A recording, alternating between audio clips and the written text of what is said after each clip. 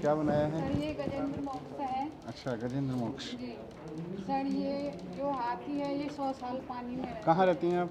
है। मैं जैतपुर, हैं? बदरपुर। बदरपुर? जैतपुर है। जैतपुर में? अच्छा अच्छा अच्छा। तो कितने में बनी ये पेंटिंग? हाँ जी। कितना पैसा खर्च, कितना कैपिटल कितना लगाना पड़ा इसमें?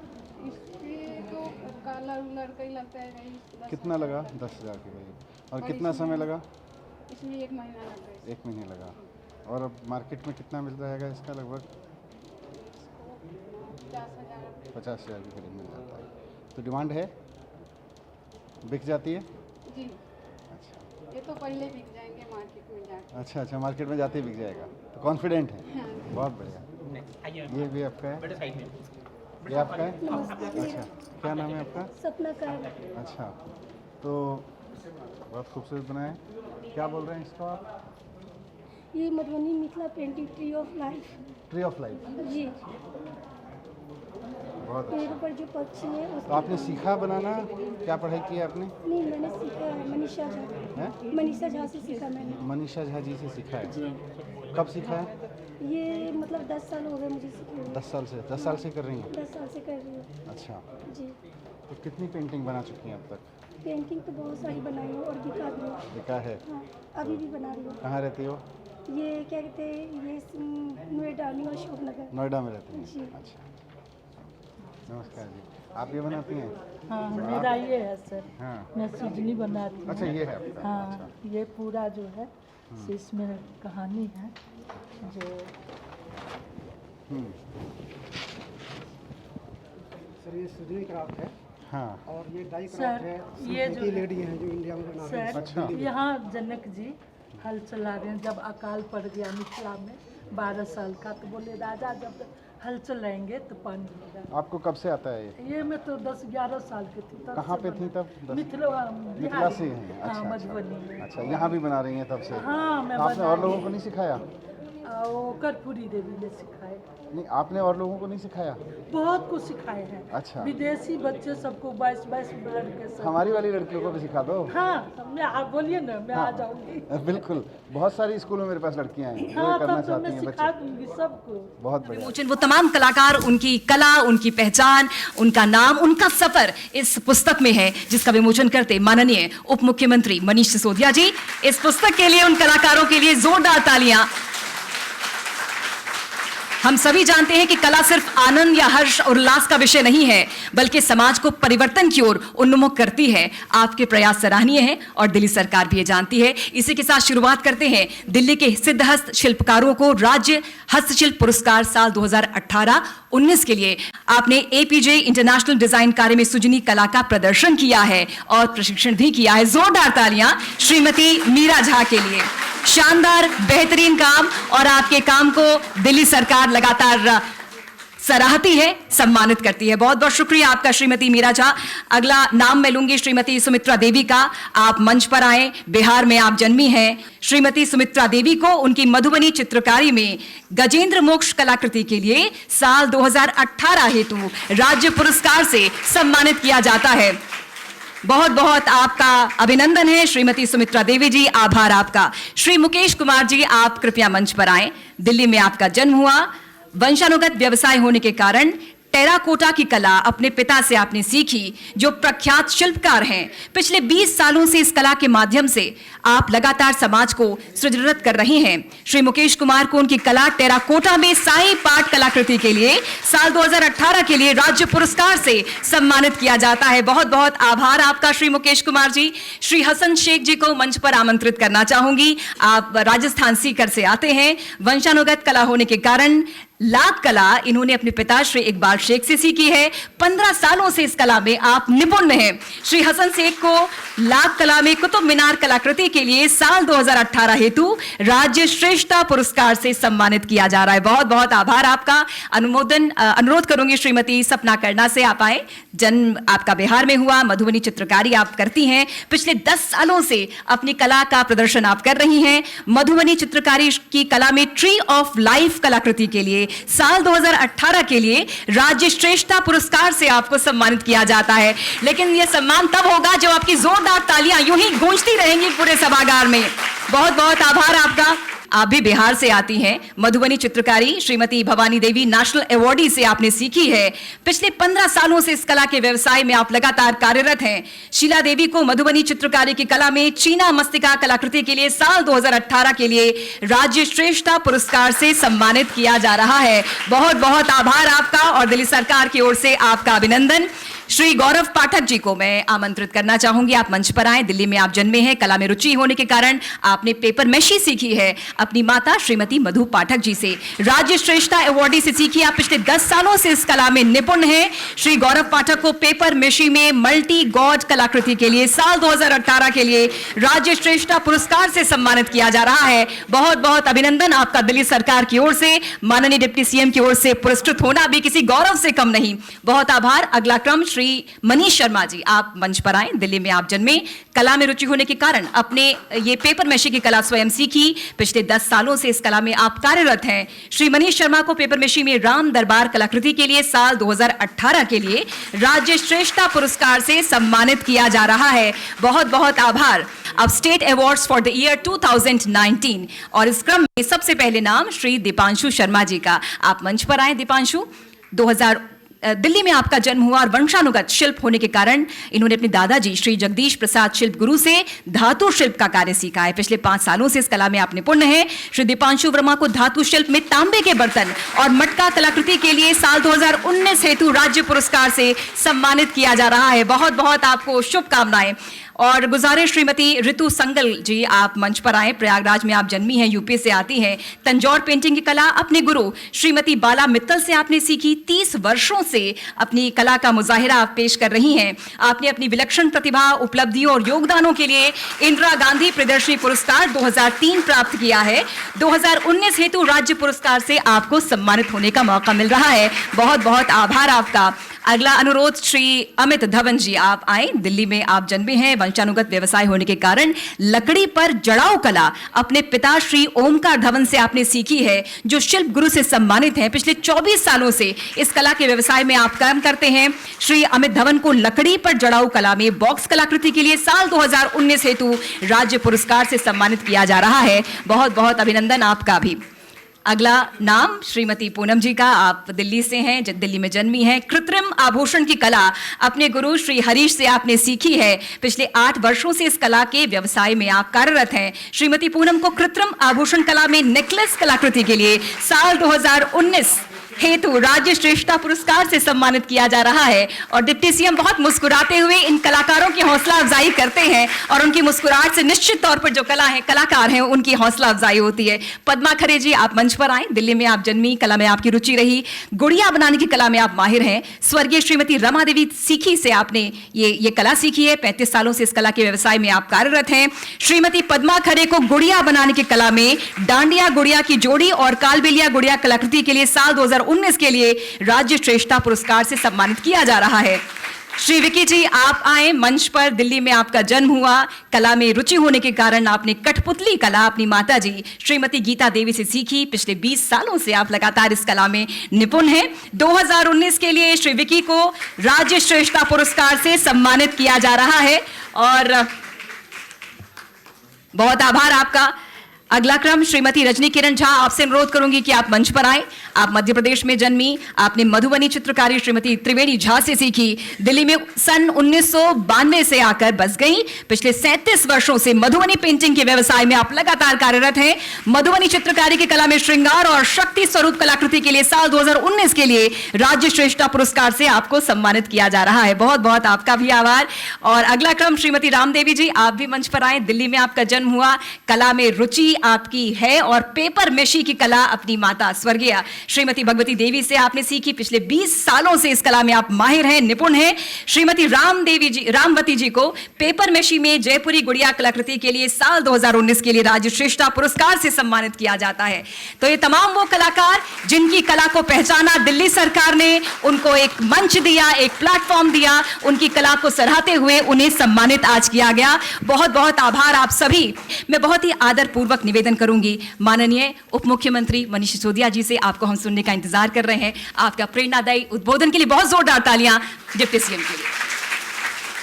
आप सभी को और विशेषकर आज सम्मानित किए गए कलाकारों को और उनके सम्मान में, उनके हौसला अफजाई के लिए, उनकी प्रेरणा के लिए और उनके हार्डवर्क के पीछे हमेशा खड़े रहने वाले सभी परिवारों को, परिवार के सदस्यों को, सबको बहुत बहुत शुभकामनाएं इस पुरस्कार के लिए। वैसे तो इस हॉल में हमेशा बहुत सारे फंक्शन होते रहते हैं और बहुत सारे अवार्ड के फंक्शन भी होते हैं, लेकिन ये अवार्ड का फंक्शन कई मायने में बहुत इम्पॉर्टेंट है। सबसे पहले तो इसलिए इम्पॉर्टेंट है कि आप लोग जिस काम में लगे हुए हैं वो भारत की धरोहर है।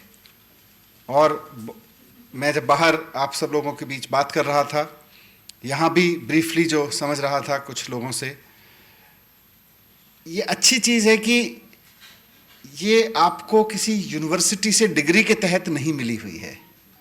ये आपको भारत की कला है, अपने पूर्व पीढ़ी में किसी गुरु या अपने माता पिता से मिली हुई है और आपने इसको सहेज के रखा है, आपने इसको आगे बढ़ाया है।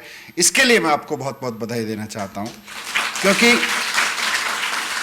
आप भारत की बहुमूल्य धरोहर को संजो के रखे हुए हैं, उसको आगे लेके जा रहे हैं और बहुत मेहनत से आप इस कला को निखार रहे हैं।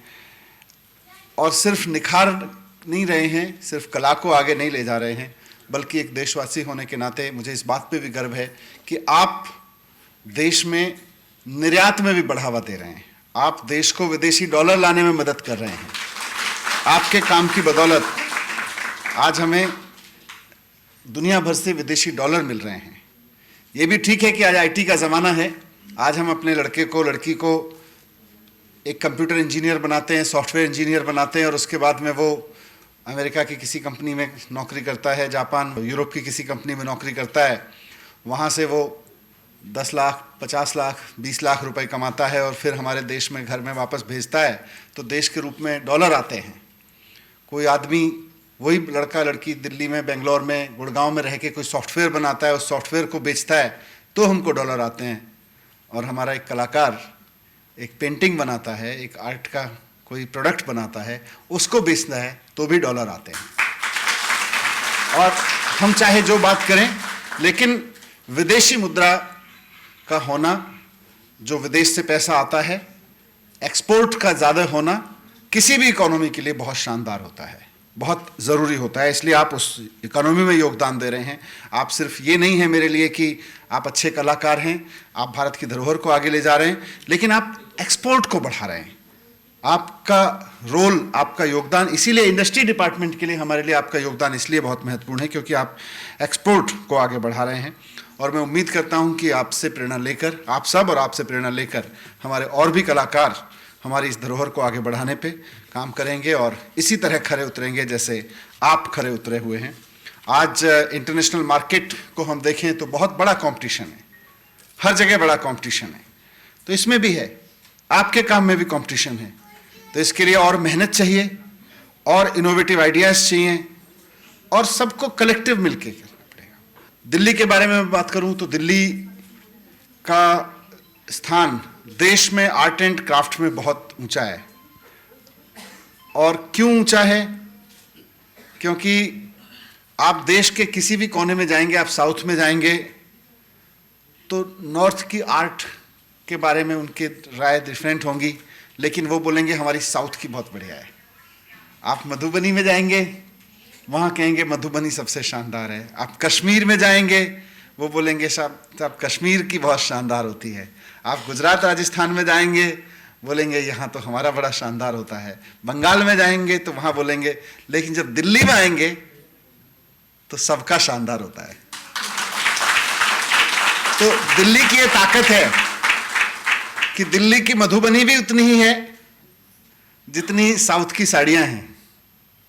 मधुबनी पेंटिंग भी दिल्ली की उतनी अपनी है। तो हमारे लिए दिल्ली होने का सौभाग्य है और दिल्ली का ये सौभाग्य है कि पूरे देश की आर्ट अपनी है। और दिल्ली में उस हर एक आर्ट को लेके बहुत बड़े बड़े कलाकार हुए हैं, बहुत बड़े बड़े लोग रहे हैं और हम सबका मान बढ़ा रहे हैं। आप बचपन में दिल्ली आ गए या अपने यंग एज में दिल्ली आए, लेकिन आप आके दिल्ली वाले हुए और दिल्ली के कलाकार कहलाए, ये हमारे लिए गौरव की बात है। और आपने फिर दिल्ली की कला को, फिर दिल्ली के कलाकारों को, दिल्ली के आर्ट एंड क्राफ्ट को ऊपर पहुंचाया। लोग दुनिया में जब देखते हैं तो ये कहते होंगे कि हमें दिल्ली की आर्ट चाहिए, तो दिल्ली की आर्ट पूरे देश की आर्ट है और आप हमेशा उसको आगे बढ़ाते रहे हैं। उसमें चाहे आर्टिफिशियल ज्वेलरी हो या नक्काशी का काम हो, लकड़ी के नक्काशी का काम हो, मधुबनी और इन सब के खिलौने बनाने की बात हो। तो आज जो पुरस्कार आप सबको दिए जा रहे हैं, मैं एक स्टोरी पढ़ रहा था थोड़े दिन पहले इंटरनेट पे कि जयपुर में एक दिलीप वैद्य जी थे। दिलीप वैद्य जी एक्सपोर्ट का काम करते थे और वो बढ़िया अच्छा ठीक ठाक कारोबार करते थे। उनका हैंडीक्राफ्ट किचन पॉटरी का काम था। अब उनका लड़का विदेश से पढ़ के आया और उसके पास इंटरनेट की नॉलेज थी। उसने अपने ही पिता के कारोबार को उसको ऑनलाइन से जोड़ा और जो पिता साल में 10, 15, 20 लाख, 25 लाख तक का एक्सपोर्ट करते थे, वो बेटा पहले ही साल में 12 करोड़ का एक्सपोर्ट कर गया। एग्रीकल्चर के बाद आप लोग जो काम कर रहे हो ना, एक्सपोर्ट में तो मैंने कंप्यूटर वाले से तुलना की आपकी, लेकिन एक और बड़ा काम है इस सेक्टर का जिसमें आप हो कि एग्रीकल्चर के बाद देश के गांवों में रोजगार देने वाला सबसे बड़ा काम आपका काम है। सबसे ज्यादा जॉब्स आपके सेक्टर में हैं एग्रीकल्चर के बाद। आज देश में जो लोग नौकरी कर रहे हैं, किसी तरह की रोजी रोटी चला रहे हैं, रोजी रोटी चलाने में एग्रीकल्चर के बाद देश में सबसे ज्यादा योगदान आर्ट एंड कल्चर का आता है। इसलिए इसको बढ़ावा देना बहुत जरूरी है। और इसलिए मैंने कहा कि जब हम सोचते हैं कि भाई जॉब्स इस सेक्टर में है, एक्सपोर्ट इस सेक्टर में है, बस थोड़ा सा टेक्नोलॉजी को जोड़ने की जरूरत है। सिर्फ सरकारें खरीद लें या सरकारें कोई बढ़ावा दे दें, मुझे लगता है सरकारों ने पहले भी बहुत अच्छा काम किया होगा और अभी भी अच्छा काम कर रही हैं। इस उम्मीद में या इस प्रतीक्षा में ना रहें कि किसी दिन सरकार हमारी बनाई हुई इतनी चीज खरीद लेगी तो हमें इतना फायदा हो जाएगा। सरकार और समाज मिलकर कहीं और भी भूमिका निभा सकता है आपके साथ। सरकार आपके साथ में मिलकर और कदम से कदम कुछ उठा के कर सकती है।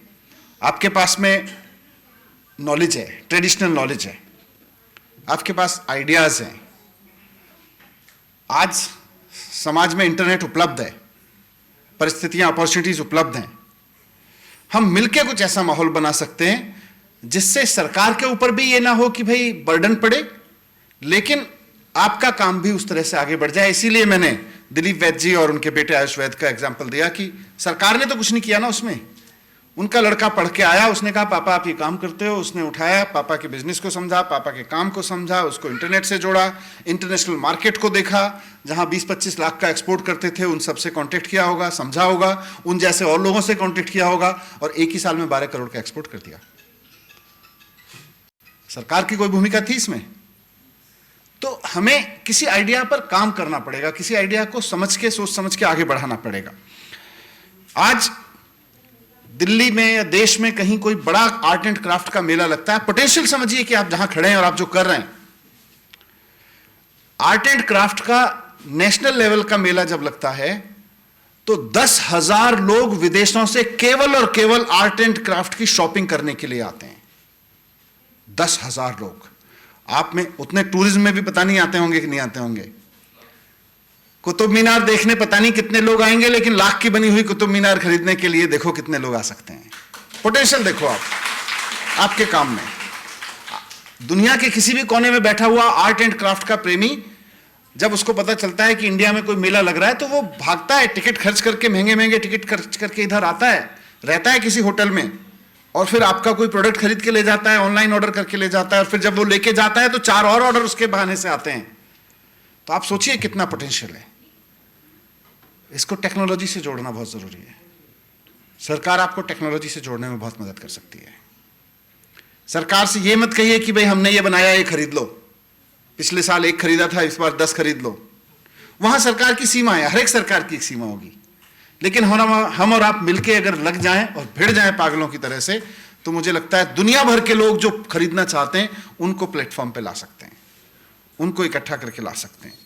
तो अभी मैं देख रहा था जब मेरे पास ये प्रस्ताव आया कि हम लोग ये अवार्ड फंक्शन कर रहे हैं और एक्सपोर्ट में काफ़ी योगदान है, तो मैं देख रहा था कि एक्सपोर्ट कितना होता है। सारी दुनिया में जितने लोग आप जैसे हैं आर्ट एंड क्राफ्ट में, एक्सपोर्ट में हम 1.2% हैं, 1% मानो, 1.25%। इसको कम से कम 10% लेके जाना है। और लेके जा सकते हैं। वहाँ हम और सरकार, मतलब हम और आप, सरकार और आप, हम सब मिलकर काम कर सकते हैं। और जिस दिन ये 1% से 10% हो गया, अभी तो कहते हैं 25,000 करोड़ का कारोबार है, आप सोच लो 250,000 करोड़ का कारोबार हो जाएगा। आप सोच लो कितना बड़ा हो जाएगा। अभी कहते हैं कि मैं डेटा पढ़ रहा था, भारत सरकार का ऑफिशियल डेटा है कि आप जैसे 70 लाख कारीगर इस काम में लगे हुए हैं, और 70 लाख के साथ उनका परिवार भी है। अभी भैया यहाँ से अवार्ड लेके गए तो मैं देख रहा था कितने प्यार से उन्होंने अपना पटका उतार के बहन जी के हाथों में दिया, अवार्ड बेटा के हाथ में दे दिया। ये सारा परिवार लगा हुआ है। जब हम देखते हैं कि ये कारीगर हैं तो कारीगर ये अकेले नहीं है, हमने उनको मंच पे नहीं भले ही बुलाया हो, लेकिन उन्होंने सही जगह जाके सम्मानित किया। तो अगर 70 लाख लोग हम देख रहे हैं तो कम से कम 3 करोड़ लोग इसमें जुड़े हुए हैं। 3 करोड़ लोगों की रोजी रोटी जुड़ी हुई है। ये बहुत बड़ी चीज है। इसको हम केवल और केवल ये ना लें कि आर्ट एंड क्राफ्ट का कोई काम है, लेकिन 3 करोड़ लोगों की रोजी रोटी तो डायरेक्ट जुड़ी हुई है, इनडायरेक्टली और इसको फिर बेचते होंगे, कोई इंटरनेट पे बेचता होगा, कोई दुकान में बेचता होगा, उन सब की भी लगी हुई है। तो इसको आगे बढ़ाना है और दुनिया में डिमांड है। मैं देखा जापान में एक मिथिला म्यूजियम है, सुना है आपने? जापान में मिथिला पेंटिंग का म्यूजियम है और वहां पे आपको पता है कितनी मधुबनी पेंटिंग है? 850 मधुबनी पेंटिंग जापान के मिथिला म्यूजियम में लगी हुई हैं।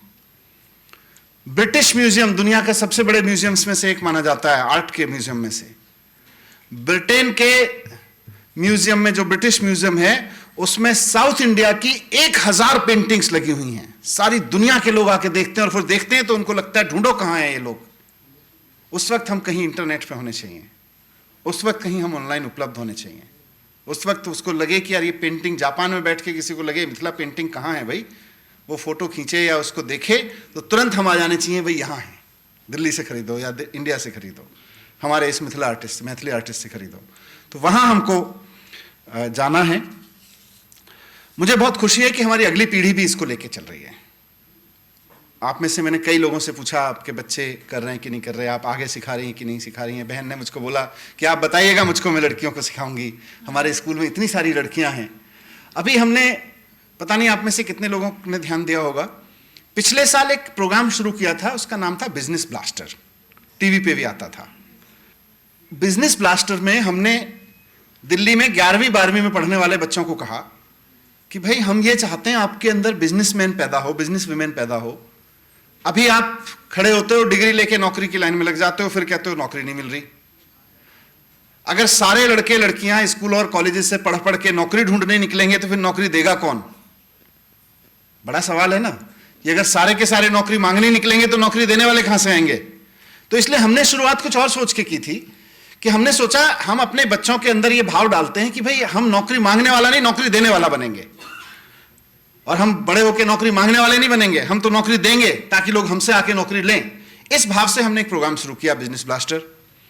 अब बिजनेस ब्लास्टर प्रोग्राम में हमने 2-2 हजार रुपए दिए अपने बच्चों को, सारे बच्चों को 11वीं 12वीं के, और उनको कहा बेटा ये ले 2000 रुपए, खुद या अपने दोस्तों के साथ मिलकर एक छोटा सा बिजनेस का आइडिया बनाओ और कुछ करके दिखाओ। अगर आप में दम है तो कुछ करके दिखाओ। अगर नुकसान हुआ तो सरकार उठाएगी, चिंता मत करो, फिर भी कुछ सीखोगे, और फायदा हुआ तो फायदा तुम्हारा, सरकार आपसे मांगेगी नहीं। यह हमने नियम बनाया। यह बात मैं आज इस हॉल में इसलिए कर रहा हूं आप सबके सामने, बहुत इंपॉर्टेंट है उससे जुड़ाव। 3 लाख बच्चे हैं हमारे सरकारी स्कूलों में। 3 लाख बच्चों ने अपने 1-1, 2-2, 3-3, 4-4, किसी ने 8 बच्चों ने मिलके अपने ग्रुप बनाए, छोटे छोटे स्टार्टअप बनाए, मिनी स्टार्टअप कहता हूं मैं उनको। 52,000 बने, किसी ने 2 मिले, कोई 4 बच्चे मिले, कोई 5 बच्चे मिले, इस तरह से 52,000 टीम बनाई। ये समझ लीजिए, इन 52,000 टीम्स में से करीब 20% टीम्स, यानी कि लगभग 10,000 टीम्स उस काम के बारे में थी जो आप लोग कर रहे हो। इसलिए इंपॉर्टेंट है, हम सोचे नहीं। और उनमें से मैंने बहुत बच्चों से मिला, 99% बच्चों में से किसी के मां बाप ये काम नहीं कर रहे थे जो वो करना चाह रहे थे, जो आप लोग कर रहे हो। अंदर से है, उनके अंदर आर्टिस्ट पैदा हो रहे हैं, अगली पीढ़ी में भी हैं, उनको थोड़ा सा हैंड होल्ड करने की जरूरत है। जब हमने 126 उनमें से भी 52,000 में से भी टॉप 125 बच्चे ग्रुप निकाले, उन 125 में भी 25 ग्रुप आर्ट एंड क्राफ्ट से थे। और कैसे कैसे ग्रुप हैं, झुग्गियों में रहती हैं लड़कियां, लड़के बहुत बेहद गरीब परिवारों में रहते हैं। और क्या कर रहे हैं वो? एक लड़की आयुषी खिचड़ीपुर में रहती है, मेरी विधानसभा है वहां पटपड़गंज में, खिचड़ीपुर के सरकारी स्कूल में पढ़ती है। उसको सरकार ने 2,000 रुपए दिए, अपनी दोस्त के साथ मिलके, उससे 2,000 और मिल गए, 4,000 रुपए उसको मिले। 4,000 रुपए लेके उसको पेंटिंग आती थी, और नए एज की बच्ची है, उसको इंस्टाग्राम भी आता है, उसको फेसबुक भी आती है। पेंटिंग बनाने का बिजनेस शुरू किया, अपना ऑनलाइन बेचना शुरू किया, और 6 महीने के अंदर अंदर इतनी पॉपुलर कर दी कि उनको 65,000 रुपए कमा लिए 6 महीने के अंदर अंदर। 12वीं में पढ़ने वाली 2 लड़कियां, और वो धीरे धीरे जब कंपटीशन हुआ इसमें, तो वो हमारी 125 टॉप टीमों में आ गई। फिर हमने 125 टीमों को इन्वेस्टमेंट के लिए सामने रखा, बड़े बड़े इन्वेस्टर्स के सामने रखा, उसको लाखों रुपए का इन्वेस्टमेंट मिल रहा है। आज उसकी कंपनी रजिस्टर हो गई है। आज उसको हम अपनी स्किल यूनिवर्सिटी में, इंक्यूबेशन सेंटर होता है जहां इस सब की ट्रेनिंग देते हैं, बिजनेस करने की और मदद करते हैं, हम वहां पे इंक्यूबेशन सेंटर में उसकी ट्रेनिंग करा रहे हैं, उसकी कंपनी रजिस्टर करने में मदद कर रहे हैं, और उसको दिल्ली की किसी एक बड़ी यूनिवर्सिटी में एडमिशन मिलेगा सिर्फ इसलिए क्योंकि वो आगे बढ़ गई, क्योंकि उसने बिजनेस का आइडिया डेवलप करा। ऐसे एक लड़का है और अभिषेक, वो भी इधर से ही है, मेरे विधानसभा से खिचड़ीपुर से ही। उसने भी ऐसे ही पेंटिंग बनानी शुरू की 11-12 बच्चों ने मिलके, और उसने अपना यूट्यूब चैनल बना लिया, और अब यूट्यूब चैनल पे अपना पूरा आइडिया देता है, लोग उसके खरीदारी करते हैं और अपना काम कर रहा है। उसको भी हम, ये सारे बच्चे जिनका मैं जिक्र कर रहा हूं, इनको हम आगे की मदद कर रहे हैं, इनको इन्वेस्टमेंट में मदद कर रहे हैं, क्योंकि उनके अंदर वो दम है। एक इंडियन मधुबनी आर्ट, एक लड़की है, उसने ग्रुप बनाया, अपना नाम दिया उसने इंडियन मधुबनी आर्ट। लड़का है सौरभ। 4 दोस्तों ने मिलकर 2,000 रुपए दिए, हमने 8,000 रुपए से अपना आर्ट का बिजनेस शुरू किया। आर्टिस्ट वो खुद हैं, थोड़ी बहुत खुद आती है, थोड़ी और सीख ली होगी। 6-7 महीने के अंदर अंदर 1,20,000 रुपए कमा लिए बच्चों ने। सोचो 11वीं-12वीं के बच्चों ने 6-7 महीने के अंदर अंदर 1,20,000 रुपए कमा लिए। और उसके आज इंस्टाग्राम पे 16,000 फॉलोअर्स हैं, 16,000 फॉलोअर्स इंस्टाग्राम पे। लेकिन सोचो आप, 11वीं-12वीं के बच्चे, हुनर है उनके पास, थोड़ी सी वो टेक्नोलॉजी को समझ रहे हैं, थोड़ा सरकार हल्का सा मदद कर रही है, थोड़ा एक परिस्थिति, एक अपॉर्चुनिटी दे रही है सरकार उनको, और क्या धुआं उठा रहे हैं लड़के लड़कियां, क्या करके दिखा रहे हैं। हम सोच नहीं सकते कि 11वीं-12वीं का बच्चा को थोड़ी सी सरकार उंगली पकड़ेगी और वो 16,000 लोगों को अपने बिजनेस करने लगेगा, 16,000 लोगों के बीच में। तो इतना दम है अगली पीढ़ी में। मैं इंडस्ट्री डिपार्टमेंट के अपने अधिकारियों से भी कहूंगा कि इसको पूरे को स्पेक्ट्रम में लेके चलें, पूरे उसमें लेके चलें, ताने बाने के साथ लेके चलें। खाली हम ये ना सोचें। एक लड़की है आलिया खान, उसने ड्राफ्ट विजार्ड नाम से अपना एक ग्रुप बनाया। इस सब बड़े बड़े नए नए बच्चे ना, सारे नए नए नाम देते हैं। हम होते तो क्या नाम देते कंपनी का? आपको कंपनी बनानी पड़ती तो क्या नाम देते? कुछ भी नाम दे देते, अपने नाम से दे देते। शकुंतला पेंटिंग है ना, बेटे के नाम पे रख देते, हेमंत पेंटिंग। लेकिन ये हमारे नए दौर के बच्चे हैं, ये देखो कह रहे हैं क्राफ्ट विजार्ड।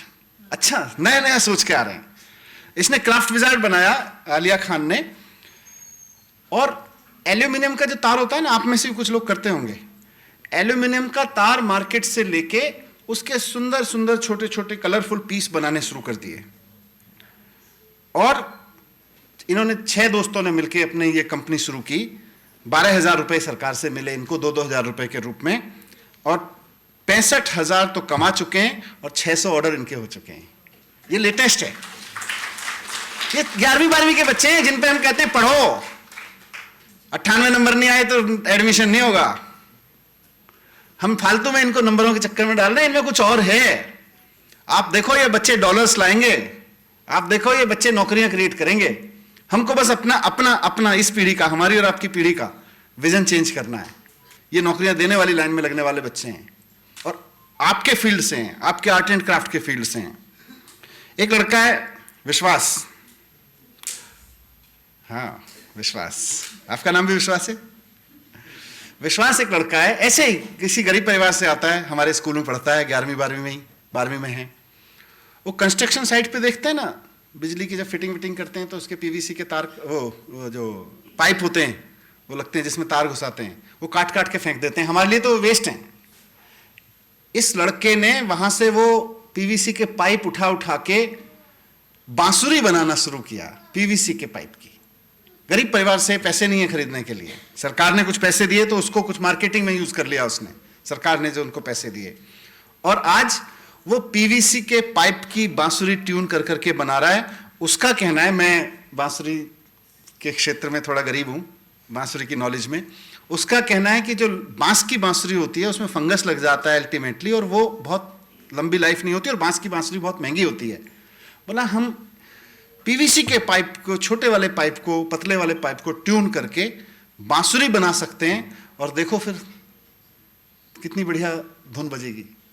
वो कर दिया उसने, और करके दिखा दिया, उसको ऑर्डर मिल रहे हैं, बेचना शुरू कर दिया उसने इंटरनेट पे, और लोग सस्ती सस्ती बांसुरी उससे खरीद रहे हैं। तो इस तरह से मैं कह रहा हूं कि आर्ट एंड क्राफ्ट में बहुत संभावनाएं हैं। अगर मैं आज आपके बीच में खड़े होकर ये कह रहा हूं कि ये जो 1% हमारा शेयर है ना एक्सपोर्ट में, आज सारी दुनिया में जितना आर्ट एंड क्राफ्ट का एक्सपोर्ट हो रहा है वो 1%, 1.25% है, उसको हमें कम से कम 10% लेके जाना है, तब इंडिया नंबर 1 बनेगा। देश को नंबर 1 बनाना है तो आर्ट एंड क्राफ्ट को बढ़ाना पड़ेगा, और आर्ट एंड क्राफ्ट को बढ़ाने के लिए फिर हम ट्रेडिशनल नॉलेज, टेक्नोलॉजी, गवर्नमेंट से माहौल बने, आप सबसे माहौल बने, दुनिया भर में मार्केट उपलब्ध है, उस सब को यूज करें, उसको आगे लेके चलें। मेरे लिए आज ये पुरस्कार सिर्फ ये नहीं है कि कुछ अच्छे लोग हैं सब, लेकिन कुछ अच्छे लोग हैं उनको मैं पुरस्कृत कर दूं। मेरे लिए यह है कि आप सबके बहाने एक माहौल बने दिल्ली में, और हम सब मिलके आने वाली पीढ़ी जिसमें पहले से बहुत पोटेंशियल है उसको भी साथ लेके चलें, पुरानी पीढ़ी को भी साथ लेके चलें, और इंडिया को नंबर 1 बनाएंगे। बहुत बहुत धन्यवाद।